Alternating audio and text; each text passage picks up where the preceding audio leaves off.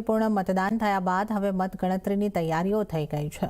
અમદાવાદમાં LD engineering college અને Gujarat college ખાતે મતગણતરી થશે। બંને સ્થળો ઉપર ચુસ્ત પોલીસ બંદોબસ્ત વચ્ચે ઈવીએમ મશીનો સુરક્ષિત રખાયા છે। એલડી કોલેજમાં 27 વોટની મતગણતરી થશે અને ગુજરાત કોલેજમાં 21 વોર્ડની મતગણતરી થશે।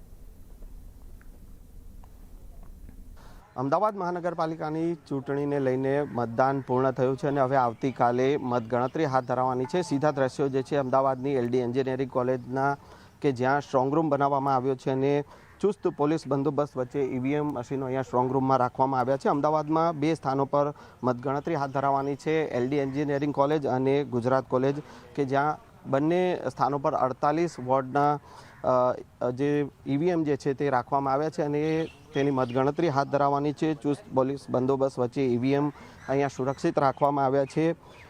જે પ્રકારે અમદાવાદ મહાનગરપાલિકાની ચૂંટણીને લઈને 45 ડિગ્રી ગરમીમાં 46% જેટલું મતદાન, નીરસ મતદાન જે જોવા મળ્યું છે અને હવે આવતીકાલે 652 જેટલા ઉમેદવારોનો ભાવિનો ફેસલો થવાનો છે। એલડી એન્જિનિયરિંગ કોલેજ અને ગુજરાત કોલેજમાં મતગણતરી હાથ ધરવાની છે અને આ બંને કેન્દ્રો પર સુરક્ષા વ્યવસ્થા જે છે તે ચુસ્ત રાખવામાં આવી છે। કેન્દ્રમાં માત્ર ને માત્ર અધિકૃત વ્યક્તિઓ જે છે તેઓને જ પ્રવેશ આપવામાં આવશે અને તેને લઈને તમામ તૈયારીઓ જે છે તે કરી દેવામાં આવી છે। હવે આવતીકાલે મતગણતરી હાથ ધરાશે અને 652 જેટલા ઉમેદવારો કે જે આ ચૂંટણીમાં મેદાને છે અને તેઓના ભાવિનો ફેસલો જે છે, જ્યારે ઈવીએમ ખુલશે અને મતગણતરી હાથ ધરાશે ત્યારે આ ઉમેદવારોના ભાવિનો ફેસલો થશે। તો જામનગરમાં સ્થાનિક સ્વરાજની ચૂંટણીનું મતદાન પૂર્ણ થતાં મતદારોએ આપેલ જનાદેશ ઈવીએમમાં સીલ થયો છે। આવતીકાલે મહાનગરપાલિકા, જિલ્લા પંચાયત ઉપરાંત તમામ તાલુકા પંચાયતની ચૂંટણીની મતગણતરી યોજાનાર છે। હાલ સ્ટ્રોંગ રૂમમાં ઈવીએમ સુરક્ષા વ્યવસ્થા હેઠળ રાખવામાં આવ્યા છે।